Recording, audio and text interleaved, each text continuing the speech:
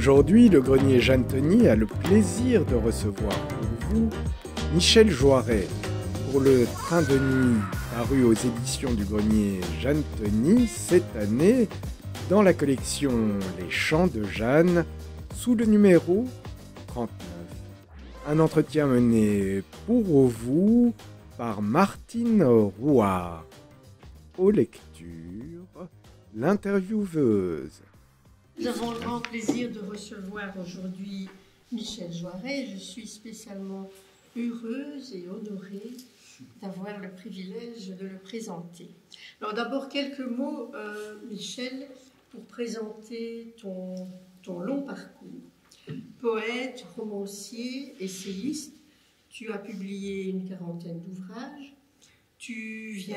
Donc plusieurs ont été primés et tu viens de recevoir d'ailleurs comme dernier prix le prix de Mons Livre pour ton dernier roman, Stella Maris. Tu collabores à plusieurs revues, tu es très actif dans des associations comme l'Association des écrivains belges. Tu as créé la revue Le Non-Dit. Tu animes toujours l'ASBL Le Non-Dit, notamment par le biais de voyages que tu organises, les voyages en écriture.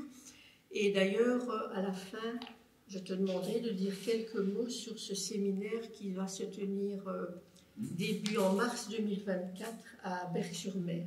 Donc là, tu en parleras un petit peu.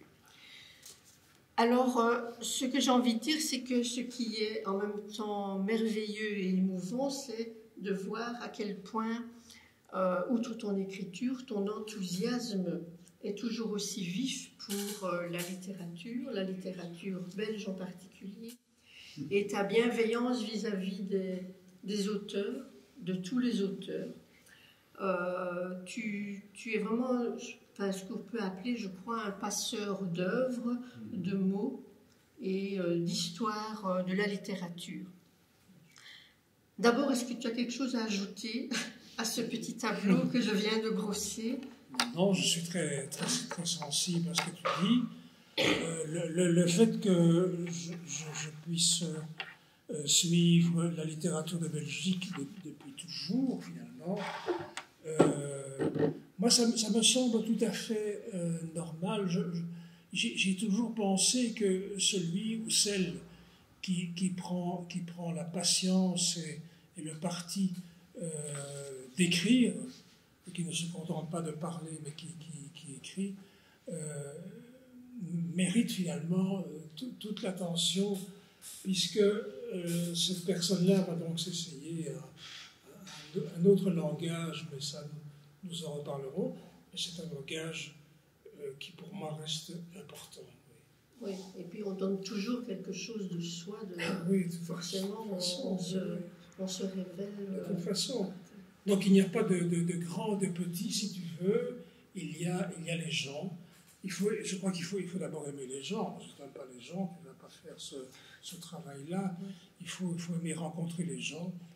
Mais pas seulement les poètes. Hein. J'ai rencontré combien de fois dans ma vie des gens qui étaient soit médecins, avocats, autre chose, un métier manuel, qui me disaient je ne t'ai pas encore dit, mais tu sais, j'écris quelque chose.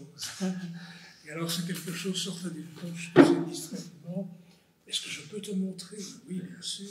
Et alors, on montrait ce petit quelque chose. Et ça m'a, comme pour s'excuser, vraiment, c'était le secret d'un autre discours. Moi, ça m'a toujours beaucoup ému, cela. Je trouvais ça passionnant. Et bon, évidemment, par après, il y a tout le reste. Il y a la chose écrite et transmissible. Ce qui est écrit n'est pas toujours transmissible non plus, mais en tout cas, le fait d'écrire, et si tu veux, on reparlera de ça un peu plus tard, mais pour moi, c'est un acte de vie absolument fondamental. On le sent que tu pour toi-même aussi, évidemment, mais aussi ton ressenti vis-à-vis des partages, vis-à-vis des partage. Voilà. Oui, voilà. Alors aujourd'hui, donc tu es essayiste, romancier, poète, etc. mais c'est aujourd'hui en tant que poète qu'on te reçoit pour donc la parution de ton recueil Les Chants de Jeanne qui s'appelle Le Train de nuit. Alors, comme je l'ai déjà dit très rapidement, tu as sillonné pas mal de belles routes, des chemins de traverse aussi, et arrivé à cette page-ci de ta vie, je vais dire comme ça, enrichie de tout ce que j'ai déjà dit, mais aussi surtout de toutes les émotions reçues, données, partagées, des amitiés indéfectibles que tu as aussi. Voilà que tu embarques dans le train de nuit. Alors c'est un recueil petit, mais dense et très profond, qui est préfacé d'ailleurs, bien préfacé par François Zoudard.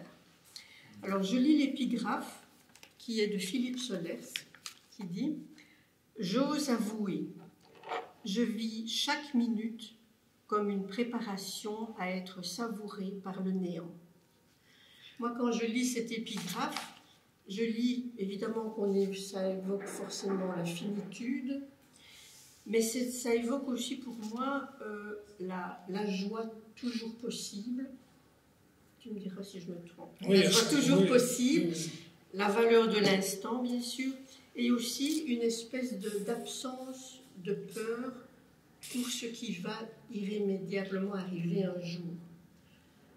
Enfin, c'est comme ça que je lis cette épigraphe, et il me semble, en ayant lu l'épigraphe d'abord et puis avoir lu ton recueil, que cette épigraphe résume un petit peu tout ce qu'on va retrouver d'une certaine manière, mais autrement bien sûr, dans ton recueil. Je vais te laisser parler, attends, tu as envie de répondre quelque chose, je vois, mais attends. Alors, le train de nuit, après tout ce qu'on a dit ici, le train de nuit. Bon, un train, on sait, ça part, ça arrive quelque part, bon, ça roule. Alors, le train de nuit, c'est une fin, un aboutissement, un commencement. Explique-nous quand même en quelques mots le titre et ce que, en substance vraiment, tu as voulu exprimer dans l'ensemble du recueil. Je ne parle pas de poème par poème, mais et pourquoi ce recueil aujourd'hui?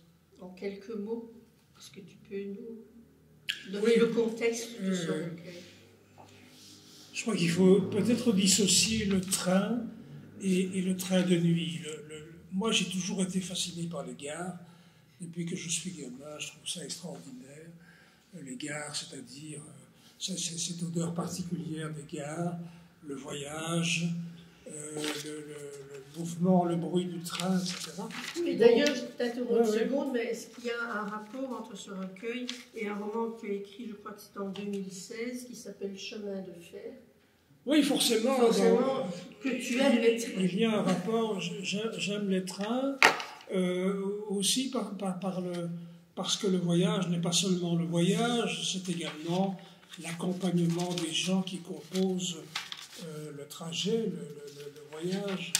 Et il se passe toujours quelque chose dans un wagon, quel que soit le moment, quels que soient les visiteurs, il se passe toujours quelque chose entre les gens et le paysage, entre les gens et le but du voyage. On devient différent. Le fait de prendre le train, je veux dire, à la fin du voyage, moi en tout cas je me sens différent, comme si j'avais quelque chose en plus dans mes sensations. Parce que tout ça, évidemment, c'est très sensuel, hein. Il y a les odeurs, il y a les bruits, etc. Donc l'impression d'être nouveau après un voyage. Et puis on réfléchit beaucoup, enfin je pense au roman que tu connais sûrement, La Modification, où quelqu'un, Michel Butor qui fait le voyage pour un but, et puis voilà. Il a réfléchi pendant tout son voyage. Alors pour te répondre, ça c'est donc la première partie de ma réponse, c'est le train. Alors évidemment, le temps a bien passé. Ah, je viens de recevoir, c'est toujours avec émotion que je reçois mon premier roman, Leïla. Voilà. Donc le temps a bien passé, je m'en rends compte, mais je n'en tiens pas compte. Je le sais, mais je ne veux pas le savoir. C'est très compliqué. Oui, on peut deviner. Voilà. Donc, voilà. Et alors, le train de nuit, c'est évidemment, c'est aussi le rêve d'enfant qui devient le rêve d'un soi-disant adulte. Enfin bon, c'est le rêve d'un train qui m'attendrait pour moi seul. Mais ce serait un train où il n'y aurait personne d'autre que la gare, le train et moi. Et ce train serait donc confortable, je pourrais m'y glisser, et puis ce train partirait, Dieu sait où, bien entendu, mais ce serait, évidemment, on peut le deviner, ce serait le dernier voyage. Il n'y en a pas d'autre après ce train de nuit, il n'y a pas d'autre train que celui-là. Alors c'est une symbolique qui, évidemment, je crois que c'est celle d'un gamin, c'est celle d'un enfant qui se dit, moi j'ai beaucoup voyagé, j'ai rencontré beaucoup de gens, j'ai beaucoup aimé, j'ai beaucoup vécu. Ah oui, mais il faut avoir ce train, tout illuminer la nuit pour moi tout seul, et je partirai quelque part. Voilà. Ça, c'est le train de nuit. Et à partir de là, évidemment, c'est quelques poèmes qui ont été publiés et qui rassemblent, des considérations, je crois, qui vont toutes dans le même sens. Tu viens de lire l'image, c'est ça, donc la phrase de Philippe Solers. Mais il dit bien, Solers, hein, être savouré par le nez, savouré. Oui, je dois savourer. Il y a la saveur quand même dans tout ça. Oui. Moi, je ne peux pas vivre sans saveur. La saveur, c'est quand même absolument primordial. Oui. S'il n'y a pas de saveur dans la vie, ça ne m'intéresse pas. Si le train n'est pas éclairé la nuit, ça ne m'intéresse pas non plus. Donc, je veux au moins avoir une finitude qui prenne la mesure de ma propre vie. Voilà. D'accord, ben, c'est une bonne transition parce que ma réflexion suivante, c'était de dire qu'on trouve donc dans ton recueil des thèmes essentiels, la fin de vie, mais aussi la vie en tant que telle, et la douceur aussi. Je trouve qu'il y a quand même, s'il y a là beaucoup de douceur dans ce recueil, douceur pour toi, pour toi-même, mais aussi des douceurs pour les autres en général. Tu es d'accord? Mais complètement.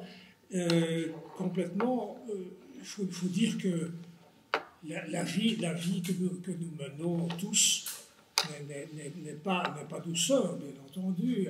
Quelquefois, nous rencontrons chaque jour des moments compliqués, des personnages difficiles, des relations confuses, diffuses, etc. Et elle n'est pas que douceur. Mais elle est nécessaire, la douceur. Mais seulement, elle m'est absolument indispensable. Et pour avoir pétaradé un grand nombre d'années dans ma vie, j'étais quand même prof de formation, donc j'ai appris à pétarader dans les classes aussi. Eh bien, je me dis que il est temps que tout ça s'éteigne, si tu veux, que tout ça s'arrête, et que les années qui me sont données soient des années empreintes d'autre chose. Et cette autre chose a pour nom douceur, douceur de vivre, douceur des rencontres choisies, douceur des gens que je fréquente. C'est tout de même essentiel. Oui. Enfin, moi, ça me paraît essentiel. Et de toute façon, je ne demande même pas le partage. C'est devenu ma manière d'être. Même ma fille me dit, mon Dieu, qu'est-ce que tu as changé? Je dis, je ne sais pas, je ne suis plus humain, moi je t'ai connu, mon Dieu, etc. Et voilà. Et donc, elle n'a pas tort. Il y a eu ce changement, un changement décisif. Donc, ce qui pétarade ne m'intéresse plus. C'est volontaire. C'est volontaire. Une décision. C'est même pas une décision. Oui, je l'ai senti comme ça, si tu veux. Et tu veux que ce soit comme ça. Les gens qui t'embêtent, tu les évites. Quoi. Mais je change de trottoir, tout simplement. Mais ce n'est pas grave, je veux dire. L'humanité est quand même fort belle, quoi qu'on en dise. Il suffit de sortir de chez soi et de rencontrer des gens passionnants, voilà, qui cherchent comme nous d'ailleurs la douceur et le bonheur de vivre. Mais évidemment, par les temps qui courent, on ne parle pas de ça, on parle de toute autre chose. Hein. Et donc, c'est un choix. C'est un choix que j'assume bien volontiers. Alors, je propose de lire le premier poème, qui est plein de symboles et de mots qui font sens. Je le lis d'abord. Au bord du quai tout noir, une gitane au loin s'allume au cliquet du veilleur. Porte à demi close et vent de nuit, souffle de la fin de vie habitée, si douce qu'on entendrait la plainte d'une jeune endormie.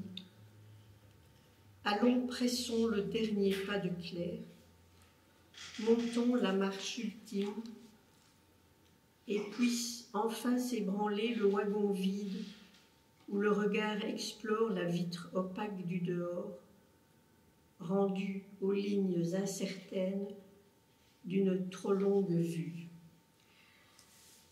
C'est pas facile à lire en fait, mais je viendrai après quand je parlerai de ton écriture. Ce n'est pas facile parfois de voir où ça coupe, mais on y reviendra. Oui. Mais alors dans ce poème, on lit la fin progressive de quelque chose, le dernier pas, hein, tu cites ce mot-là. Alors tu parles, je trouve que souvent il y a des mots qui ont l'air a priori de s'opposer. Tu vas me dire si je me trompe peut-être, mais tu dis par exemple s'allume, close, fin de vie, habité, la vitre opaque, une trop longue vue. Donc on a l'impression parfois que moi j'ai l'impression que tu opposes certaines choses, mais dans le but, moi je le lis comme ça, que tu voudrais exprimer, selon moi, en même temps la précarité, le merveilleux de la vie, comme si on était toujours un peu dans le même mouvement. Mais tu vas t'expliquer mieux que ça. Mais ton dernier mot, je crois que c'est le bon, c'est le mouvement, c'est-à-dire que nous ne vivons pas autrement. Ici, il fait très clair, dehors, il fait presque obscur déjà. Et finalement, nos sensations nous dirigent et nous mangent à la fois. C'est très difficile d'afficher un discours, une conversation, sans être bouleversé par un nombre incalculable de petites sensations. Tu vois, ce ne sont pas les grandes choses, mais c'est vrai que les odeurs, la vue, le toucher, ce sont les marques de notre vie et nous ne pouvons pas changer les choses. Donc c'est normal, cette opposition dont tu parles dans mon texte, je crois que ce sont des oppositions naturelles. Nous vivons entre le clair et l'obscur, bien entendu. Oui, aussi. Mais tout le temps. La précarité, mais ça n'empêche pas que la vie peut être... Mais c'est-à-dire que la vie s'exprime d'une autre manière, c'est ça que je veux dire. La vie s'exprime d'une autre manière. Ici, je suis très heureux de pouvoir parler poésie, bien entendu, mais parfois je m'occupe de la cuisine, parfois je m'occupe d'autre chose. Parfois je suis content, parfois je suis mécontent. Il y a plein de choses qui interviennent dans le cours d'une journée, dans le cours des ans, et qui sont forcément contradictoires. On n'y prête même plus attention. Pour l'instant, je suis certain que chacun de nos amis ici présents, il a quelque chose qui lui vient pas de ses sentiments, mais de ses sensations, qui le domine. Je crois que nous sommes dominés par les sensations. Alors, est-ce que c'est pas le poète qui le fasse d'une manière ou d'une autre, va avoir tendance à vouloir écrire les sensations? Est-ce que les sensations s'écrivent? Je n'en sais rien. En tout cas, on peut se rapprocher des sensations. Mais elles sont pour moi fondamentales, avant les idées. Je ne sais pas si je réponds à la Oui, question. oui, et j'allais lire le poème 2 et j'allais poser une question, mais tu y as en fait déjà répondu. Dans le poème 2, le deuxième poème, la page 9, il me semble que tu mets l'accent... Enfin, c'est un poème avec des images très précises. Moi, j'ai l'impression qu'on te voit sur le quai. Je le lis d'abord. En attendant, j'entends, n'écoute plus, je broute avec les chèvres du hasard, les herbes rares entre les pierres. Et puis j'attends le profilé d'un train dans le pré des cités, le chagrin lourd des rails qui hurlent, le sifflement de l'avancée.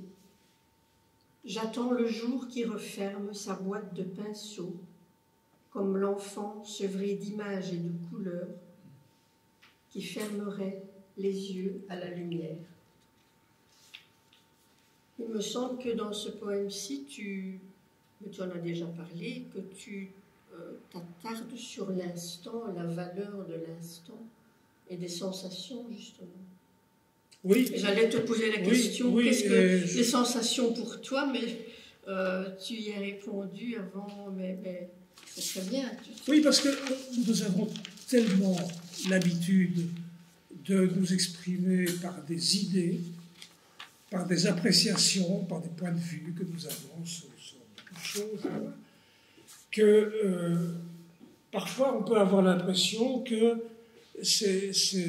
la vie est faite ainsi,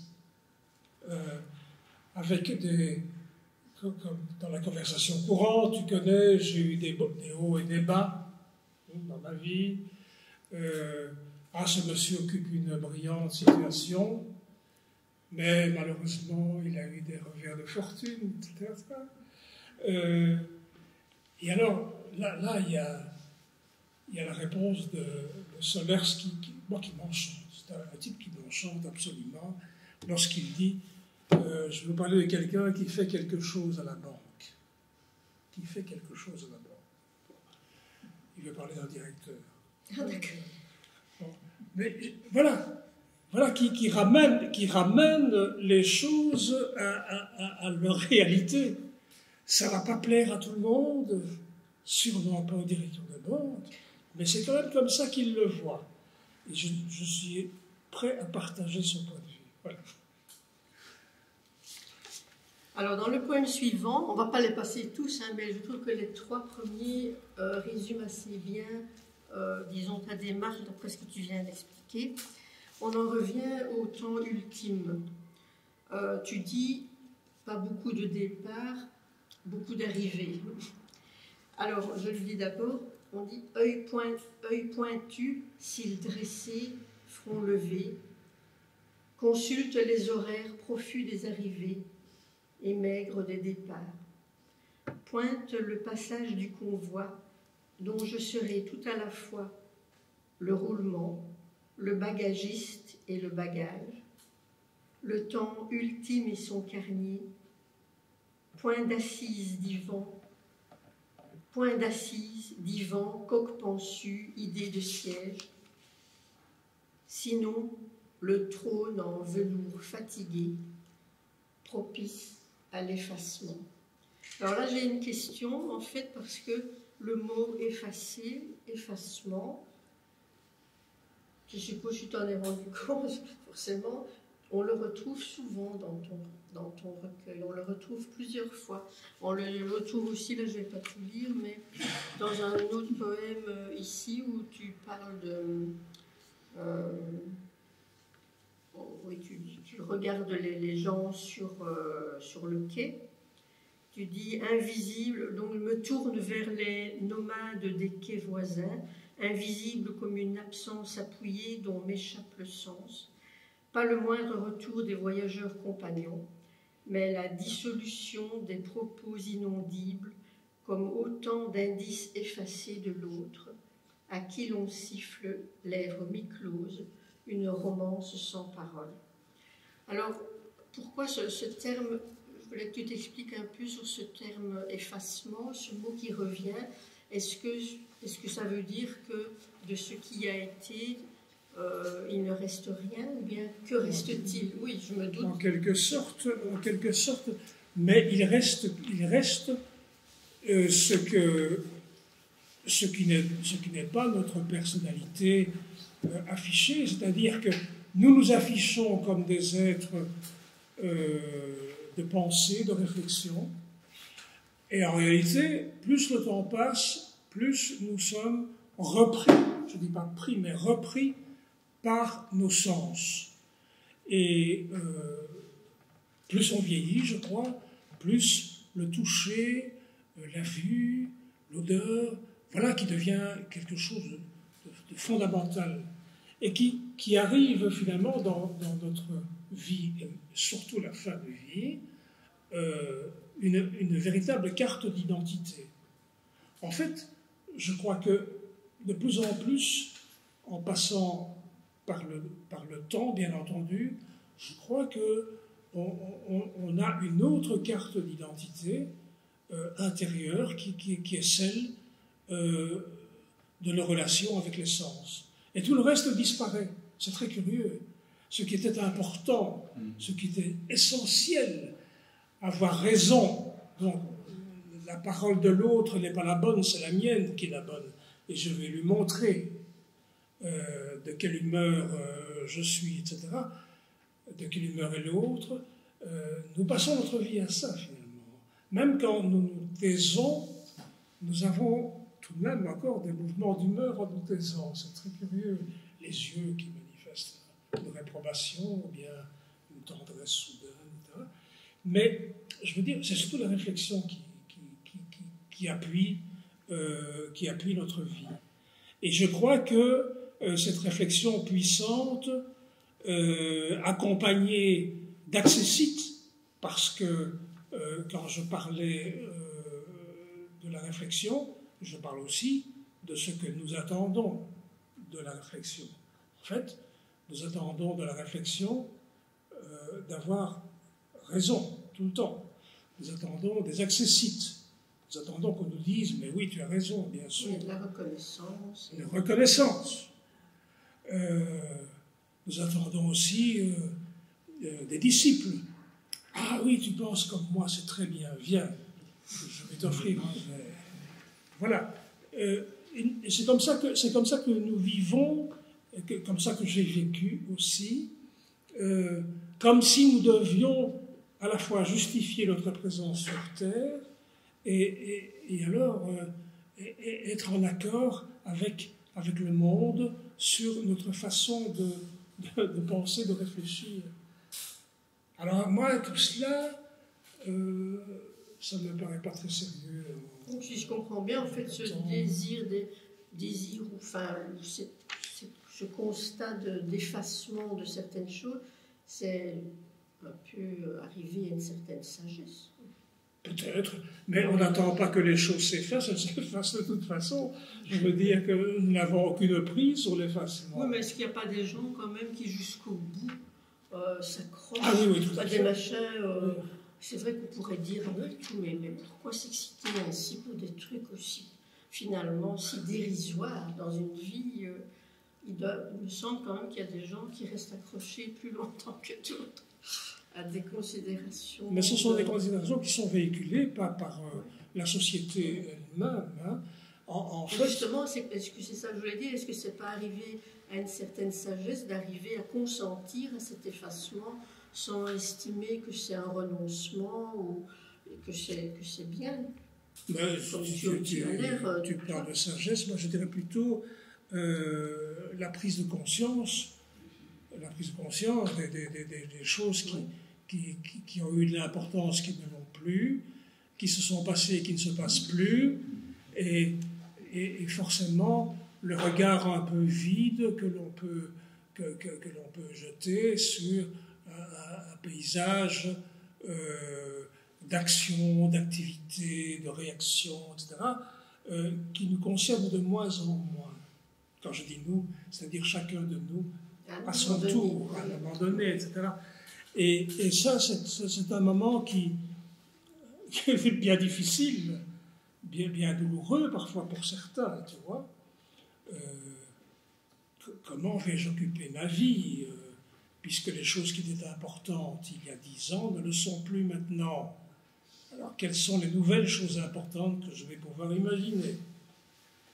Il reste les vraies valeurs. Voilà. Mais c'est-à-dire, il reste ce que nous avons toujours eu, mais que nous n'avons peut-être pas mis toujours en avant, c'est-à-dire l'exercice de nos sens. Aujourd'hui, il fait beau. Aujourd'hui, j'ai senti quelque chose de bien agréable dans la cuisine. Oui, mais ce sont des choses qui ont l'air comme ça. Non, c'est pas anodin, non. Très dérisoires, et en fait, qui peuvent commander ta vie aussi bien que les grandes attitudes par rapport aux choses. Voilà. Évidemment, l'amour, l'amitié aussi. Oui. Ça, ça... Ah, ne parlons pas de ces moteurs qui sont, je veux dire, au départ de notre vie même, c'est-à-dire que je crois très sincèrement que l'amour et l'amitié, c'est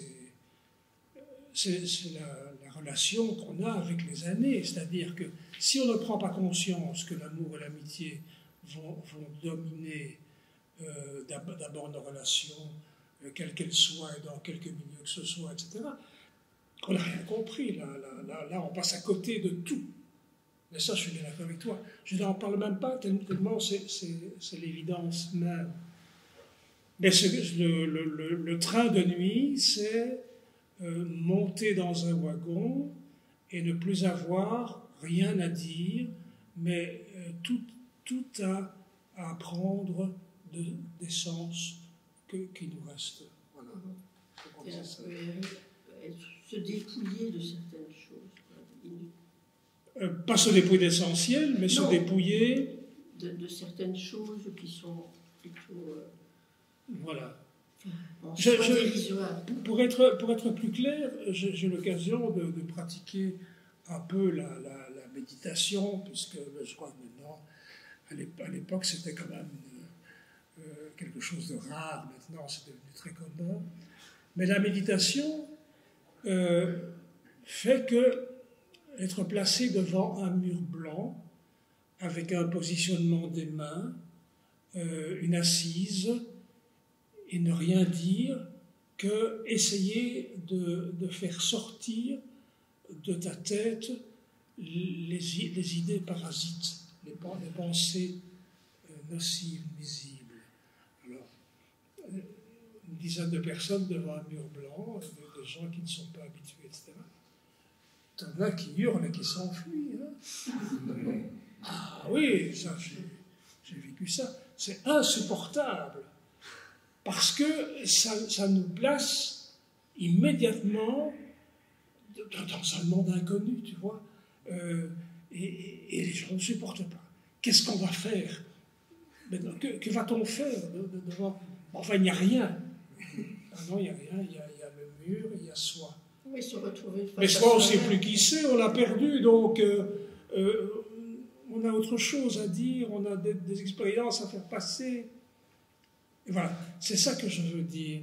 Il y a donc là, parce que ce serait quand même malheureux si, en avançant dans le temps, on se dit, ben voilà, je vais faire aujourd'hui ce que j'ai toujours fait dans ma vie, il n'y a pas de raison que je m'arrête, mais je continue. Non, il y a tout de même un apprentissage qui se fait quelque part. Je veux dire qu'il faut quand même penser à ce train de nuit, là.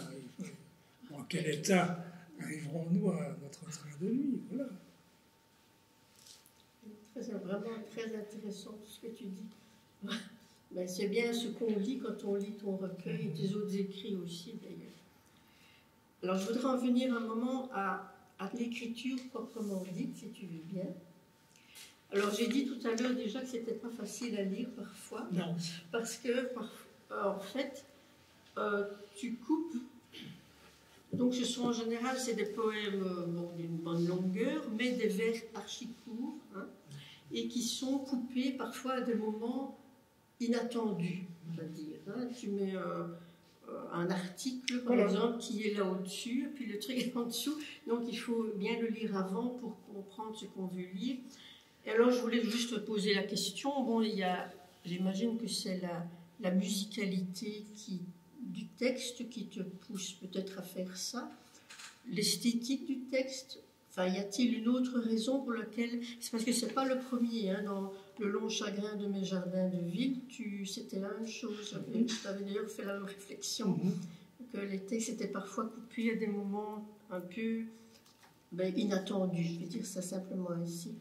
Tu as quelque chose à dire? Oui. Je crois qu'on parle ici de la respiration de quelqu'un. Et ce n'est pas mon voisin ici qui va dire le contraire, puisque dans sa poésie, je ressens ça très fort également. C'est une manière de sentir les mots et une cadence qu'on se fait. Parce que, en fait, si on s'en tient à la cadence apprise, nous savons très bien que la langue française, il y a la manipulation, il y a la construction des phrases, il y a le point virgule, il y a le point, etc. Tout cela est d'une logique absolue, mais qui n'est pas la logique de tous. Petite parenthèse très courte, mais nous avons fait, pour le non-dit, 3 voyages Marcel Proust.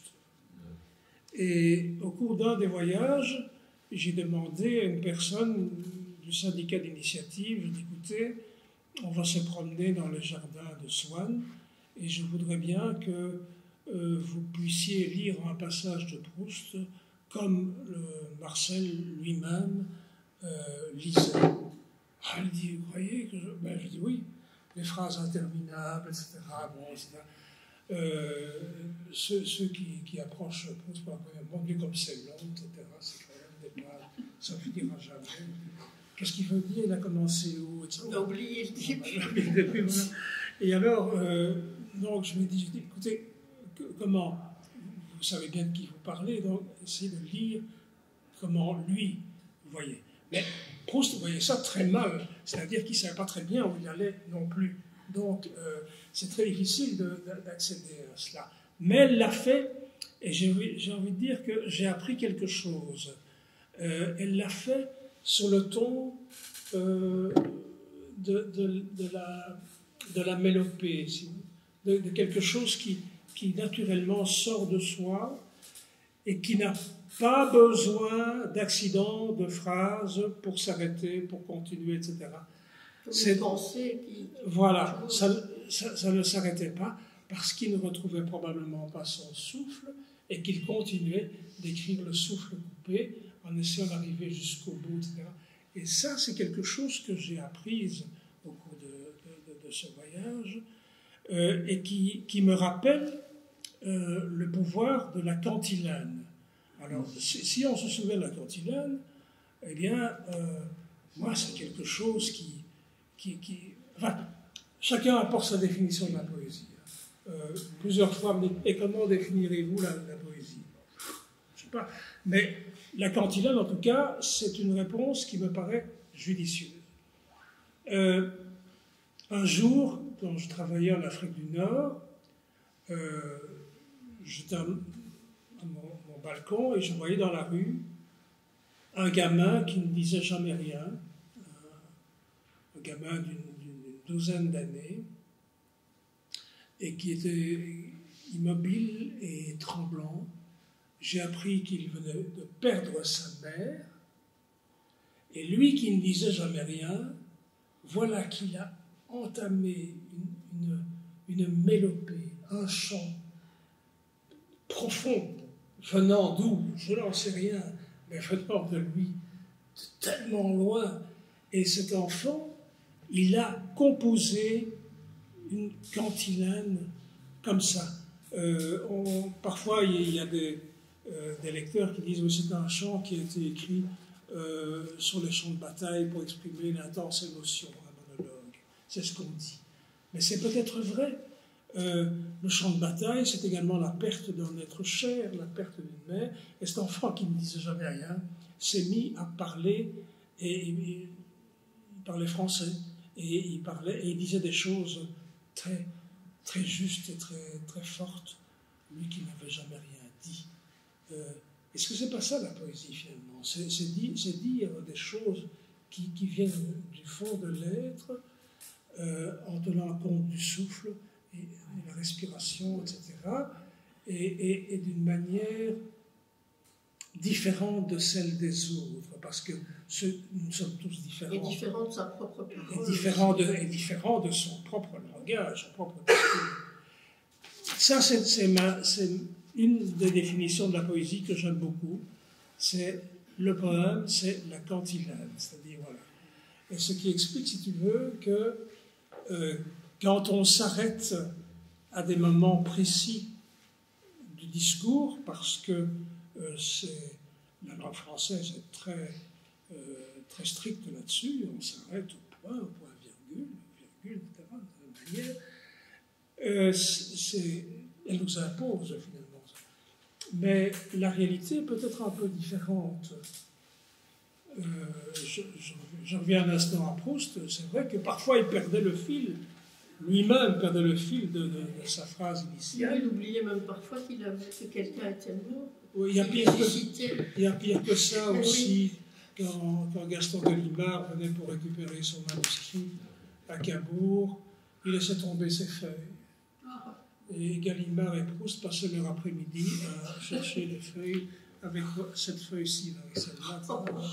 Bon, voilà. Donc, c'est comme ça que ça se passe parfois.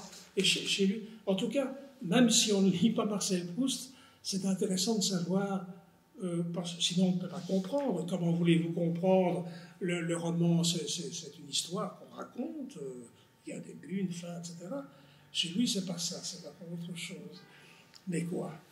Même Gilles n'en voulait pas au départ. Après, il a bien dû se conformer au chef-d'œuvre, mais au départ, il ne trouvait pas ça intelligent. Voilà. Alors, autre chose que je voulais dire au sujet de ton écriture, c'est concernant le choix des mots. C'est pas le seul recueil où je remarque ça, une très grande cohérence, je dirais, dans les mots que tu choisis, qui vont tous bien ensemble. Hein. Ici, tu parles de rail, de train, de convoi, de bagages, hein, j'en ai lu certains. Dans un autre, chargé de valises autant que mulet du haut Atlas, il y a des tas de termes avec les sabots, etc., qui reviennent. Donc, c'est vraiment un choix précis, imagé, qui suit vraiment une cohérence. Alors, ma question est toute simple, c'était, est-ce que ces mots-là te viennent naturellement comme ça, ou est-ce que tu retravailles beaucoup les poèmes avec cette volonté de mettre ces mots qui forment une espèce de ligne de... Je comprends. Tu vois ce que je veux dire? Je comprends ta question. Je crois que la réponse est le choix musical. En fait, je suis convaincu que chaque poète est musicien à sa manière. Il va composer une mélodie qui est tout à fait différente de celle de tous les autres.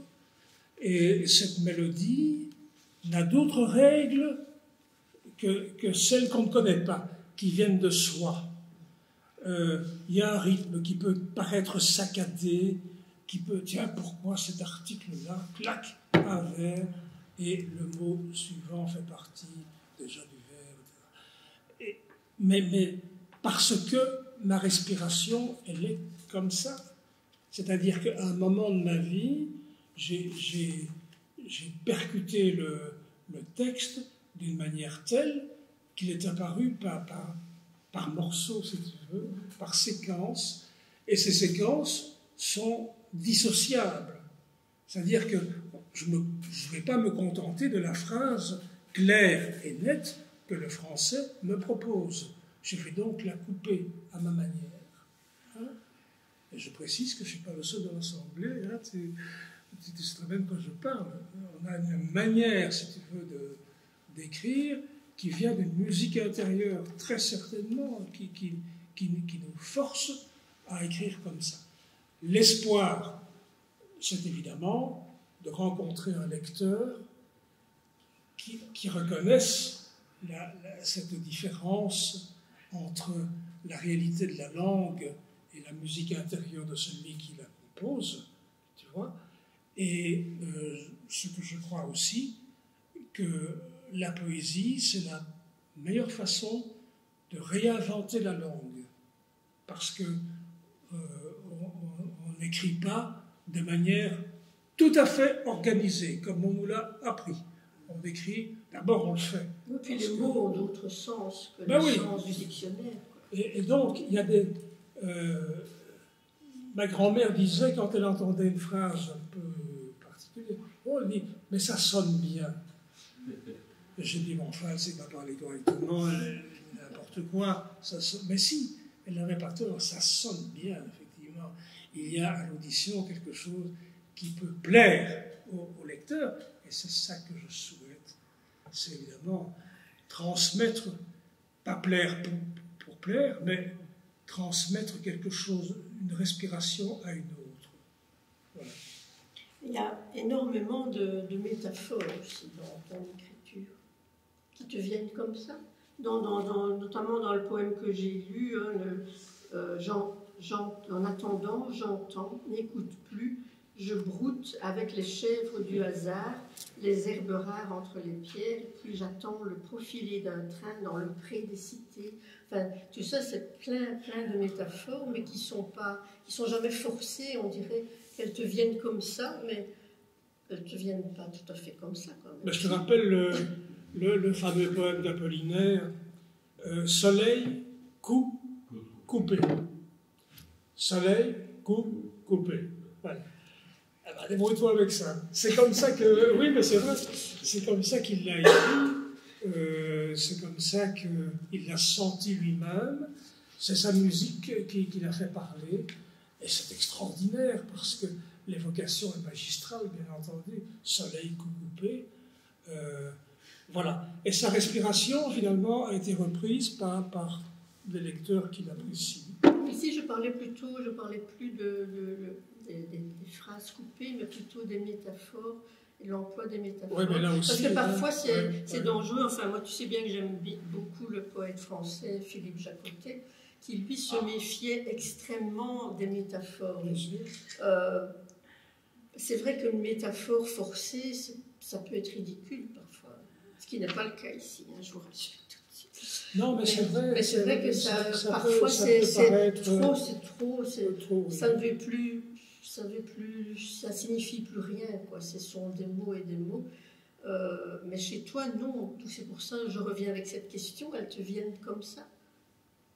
Moi, j'ai quand même souvenir que les professeurs d'enseignement secondaire avaient peut-être beaucoup de mal à expliquer la portée d'une métaphore. Ils savaient expliquer ce qu'était une métaphore, et la portée de la métaphore, ça c'est autre chose. Ça, ils avaient du mal. En fait, la métaphore, c'est l'image, tout simplement. Nous faisons tous une musique et nous faisons des images. Nous voyons d'une manière différente, et pas seulement les couleurs. Et donc, la métaphore, c'est la manière dont on voit les choses. Moi, je crois que la métaphore que vous proposez au lecteur est une métaphore, c'est casse-cou, quoi. Ça passe ou ça casse, c'est-à-dire, vous la ressentez comme telle. Si ça a l'air fabriqué, ça marche. C'est ça que je veux viser, les métaphores fabriquées pour faire les métaphores. Ça marche pas. On le sent. Ça ne marche pas, on le sent, et c'est à proscrire. Je crois que la métaphore, le monde métaphorique, c'est un grand livre d'images, et je crois qu'il est fabuleux de pouvoir confier une image à quelqu'un dont on attend beaucoup, c'est-à-dire le lecteur. Tu vois ? Alors, il peut être déçu, dommage, mais c'est quand même comme ça que moi j'ai rencontré cette image-là, et je te la propose. Tu n'en veux pas, mais c'est dommage. Et voilà. Mais tu vois, et même le soleil coupé, c'est la même chose. Hein. Je me souviens d'adolescents qui disaient, enfin, monsieur, c'est pas une image, pas une métaphore. Soleil coupé. Bon, mais si la métaphore va trouver un destinataire qui va peut-être se dire, ah oui, Mais j'aurais peut-être pu un jour écrire ça aussi, moi. Ça m'aurait bien plu de trouver ça, tu vois. Et à ce moment-là, je crois que c'est une grande satisfaction. Oui, bien sûr. Alors, ça avance un peu, donc j'avance dans la question suivante. Donc, comme je l'ai dit, les poèmes sont avec des vers très courts. Il y a une économie de mots manifeste dans ce que tu écris. Alors, avant de te présenter, bon, j'ai lu sur Internet des trucs sur toi et tout, et j'ai lu un article, mais je ne sais plus de quand il date exactement, où tu disais te défier de la poésie minimaliste comme de son contraire, tu dis. Et j'aurais voulu simplement que tu dises, est-ce qu'au cours du temps, est-ce que ta position a un peu évolué pour ta propre écriture, mais aussi dans la poésie que tu aimes, toi, à lire des autres?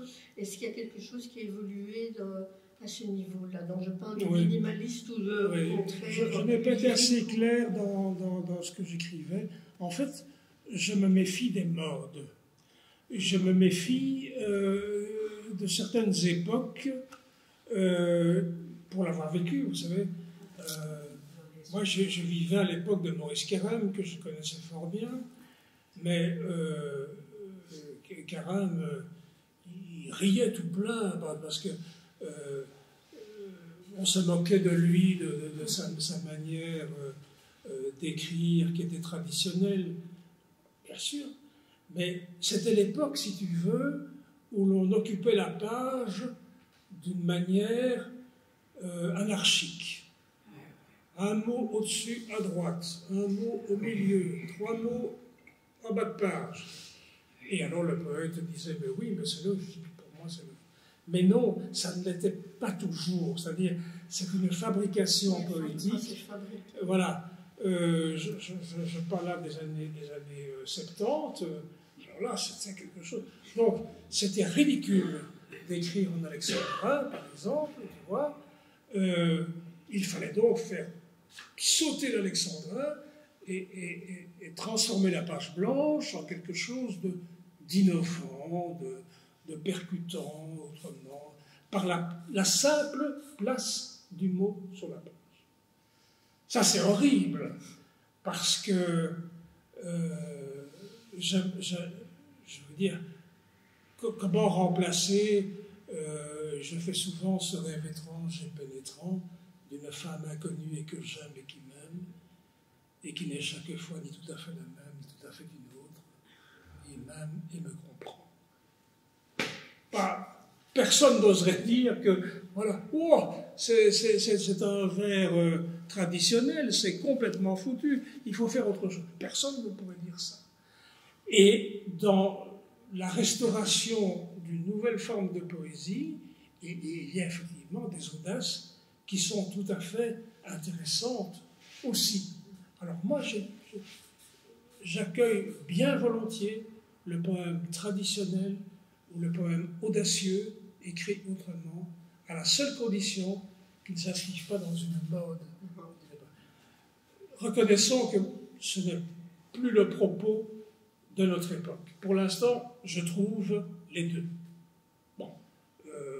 Oui, il y a tellement d'écritures différentes. Il y a des écritures différentes et qui sont, on trouve des œuvres absolument passionnantes, soit dans le vergulier ou dans le vers éclaté. Ça n'a finalement aucune importance. C'est une simple question de musique, tu vois. Et je crois que c'est une musique à faire partager. Mais il n'y a pas d'esthétique à renouveler nécessairement, parce que l'esthétique, elle est éculée. Ça n'a pas de sens, je trouve. Oui, ok. La définition de Valérie. Longue hésitation entre le son et le sens. Oui. Oui, tout à fait. Et la parole. Tout à fait. Et la langue, c'est pas la même chose. La parole, c'est purement personnel. Oui, tout à fait. Oui, je suis d'accord. Tu as parlé des 5 sens, mais le 5 sens est alimenté par le 6e. C'est évidemment l'intuition. Alors, avec la vue, on se déprend de soi aussi. Moi, j'irais quand même un peu plus loin que l'intuition. Je ne sais pas. Enfin, puisque dans le gentil de parler de ma poésie, je sais qu'à 14 ans, je me suis senti, je ne sais pas quoi, bouffé par la langue française, par les mots. Je crois que j'avais pris tous les mots en moi. Et quand j'ai écrit de la poésie, c'était même plus de l'intuition, c'était une réaction naturelle, je veux dire, une digestion de quelque chose de naturel qui venait de moi, profondément, qui n'était pas forcément intuitive, mais que je devais rendre par la langue, tu vois. Et je crois que,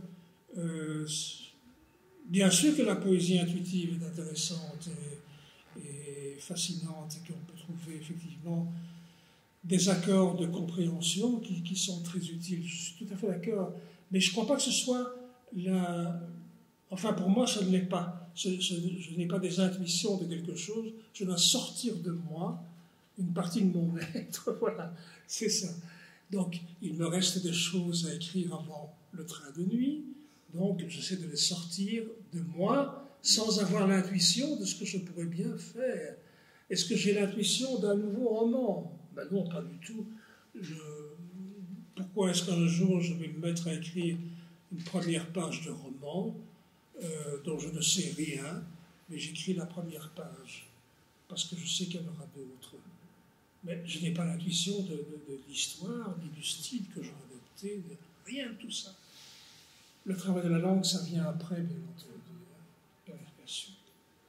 Alors, tu parlais de train, transition, donc on revient au train. Donc dans le train, mais comme les souvenirs, évidemment, surgissent, hein, tu parlais à un moment donné de paysages précipités, donc en même temps qu'on regarde que les images défilent derrière la vitre, les souvenirs défilent, il me semble qu'il y a un bien plus grand pourcentage de beaux souvenirs que de regrets chez toi. Mais il y a parfois un petit truc ou l'autre, on se dit oui, ouais. C'est un petit regret, mais ça me semble quand même ne pas l'emporter par rapport aux souvenirs de vie et de la saveur de la vie que tu as ressenti jusqu'ici. Mais je crois avoir alimenté le compte courant de mes regrets une grande partie de ma vie. Pas tout sûr, là. Tiens, tout de même, si j'avais pu. Oh là là, telle relation, tout de même, oh là là, etc. Et puis je n'ai rien eu à faire, mais les regrets. Voilà. Les regrets se sont effacés et me sont restés, bien entendu, la grande joie de quelques sourires, de quelques visages, de quelques paysages, et alors d'un afflux sensoriel permanent qui me vient de tas de situations, de tas de choses. Mais voilà, et je crois que non, dans les chansons, la bonne chanson populaire, tu entends parler de l'âge des regrets. Je crois que oui, l'âge des regrets, bien oui. Mais passé l'âge des regrets, il n'y a plus de regrets, quoi, tu comprends. Alors la question vraiment globale, mais tu y as répondu par-ci par-là, mais la vie est un voyage? C'est une belle question, effectivement, parce que la vie est un voyage, mais ce qui est curieux, c'est qu'on ne s'en rend peut-être pas toujours compte. Ce n'est pas un voyage qui sert à passer d'une pièce à l'autre, d'un pays à l'autre. La vie, c'est un formidable voyage intérieur. En fait, je crois que une grande partie de la vie, nous sommes de grands inconnus pour nous-mêmes. Nous ne parvenons pas à nous définir, à nous trouver une raison d'être, Voilà. Et je crois qu'il faut beaucoup de temps pour arriver à cela, je crois. Et c'est pourtant ce voyage-là que nous souhaitons mener le mieux possible.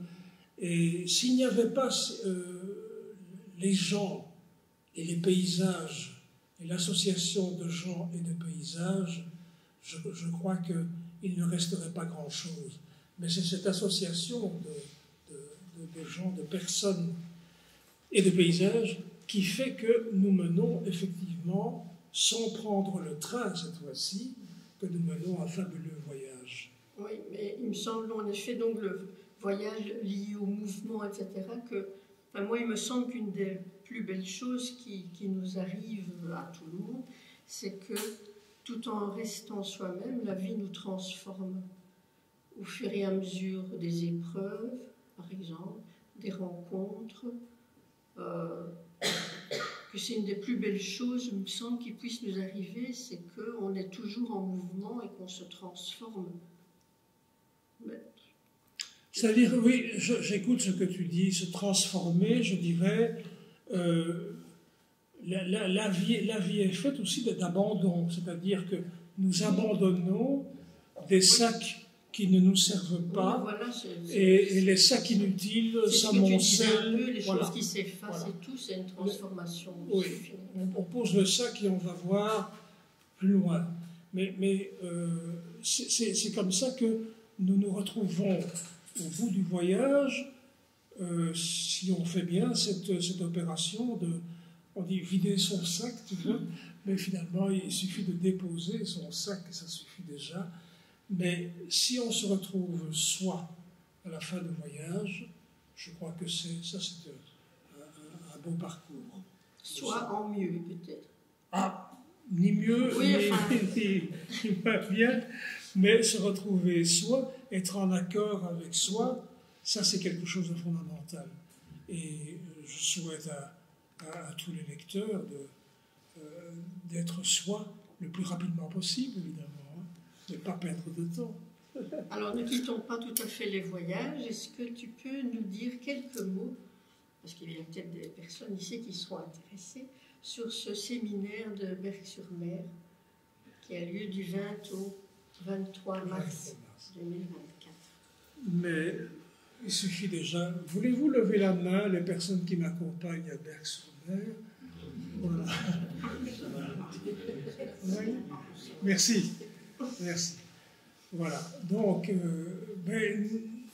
nous serons 4 jours dans un hôtel à Berck-sur-Mer, à 100 mètres de la mer, dans un hôtel très, très accueillant, où il sera question pendant 4 jours de littérature de Belgique, littérature belge langue française, où il y aura des entretiens, des conférences, des interprétations de textes.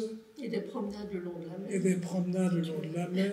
Oui, c'est vrai que et tout ça dans le contexte que j'ai voulu, serein, c'est-à-dire les gens qui m'ont accompagné une première fois à Berck-sur-Mer sont ravis de ce climat d'amitié qui occupait tous ces jours. Et en fait, je me suis aperçu qu'il faut peut-être sortir de Belgique pour parler littérature belge. C'est très curieux, mais les gens sont différents. Dès que vous sortez les écrivains et que vous les amenez un peu plus loin, voilà qu'ils deviennent tout à fait détendus, heureux de vivre, heureux de vous rencontrer, etc. Tout ça, c'est même assez extraordinaire. Et le premier séjour que nous avons fait en 2018 à Berck-sur-Mer, je crois, était un succès. J'étais accompagné à l'époque par Jacques de Decker et par Jean-Baptiste Barognan aussi était avec nous, etc. Et franchement, Jacques de Decker va bien me manquer le prochain voyage, c'est une évidence. Mais je veux dire, je ne pensais pas refaire ce séjour à Berck, parce que c'est un travail considérable de mettre tout cela en route et que tout aille bien. Nous partons en car, nous revenons en car. Donc, pas de problème de route non plus. Et nous sommes actuellement une quarantaine d'inscrits, ce qui est quand même, franchement, je ne sais pas si j'avais organisé un week-end littérature belge à Halle sur ce mois, je ne sais pas si j'aurais eu 40 personnes. Mais je crois que c'est alléchant aussi, hein. Sortir de chez soi, se trouver près de la mer, et en toute convivialité. Et cette fois-ci, nous avons trouvé aussi une équipe d'amis écrivains qui sont tout à fait compétents pour parler littérature belge. Des lectures, Alain Mignot est un de mes lecteurs et amis qui va animer également tout cet aspect de retrouvailles avec... Bon, c'est le non-dit qui organise le voyage en partenariat avec l'Association des écrivains belges. Donc nous sommes deux petites sociétés, si vous voulez, qui se mettons ensemble pour réussir ça. Il y aura des interventions passionnantes. Carino Bucciarelli vous parlera du surréalisme belge, par exemple. Jean Jauniot va aborder un sujet qui me fascine, c'est-à-dire l'influence flamande sur notre littérature française de Belgique. J'aurai l'occasion, moi, de développer le temps des fantastiqueurs, des écrivains du fantastique, de Gelderode à Thomas Owen, en passant par Jean Munot, Gaston Compère et Jean Rey. Voilà. Et le dernier jour, il y aura cette surprise venue de France. Donc, nous avons invité Nadine Monfils à présenter ses derniers polars, parce que je trouve qu'ils sont de grande qualité. Et donc, il y aura des invitations, il y aura des discussions, tout ça se passera dans d'excellentes conditions, parce que nous serons à la fois bien logés, bien nourris, et tout ça, je crois, va se passer, je suppose, très bien comme la première fois. Voilà. Alors évidemment, nombreux sont ceux qui m'accompagnent déjà dans l'Assemblée. Les places sont encore disponibles. Voilà. Notez votre adresse et je vous enverrai directement votre mail si vous avez votre... Je vous enverrai ça tout de suite. Mais croyez-moi, c'est une belle expérience. Sortir des écrivains belges, croyez-moi, ça vaut la peine. Ben merci Michel, je crois qu'il ne nous reste plus qu'à te remercier pour tout ce que tu nous as transmis, encore une fois.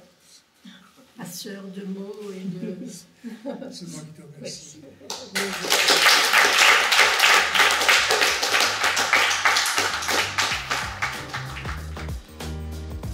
Et pour vous remercier de votre participation à ces masques et la plume, très cher Michel Joiret, cette rose qui ne devrait être pour vous qu'une pierre de Ronsard.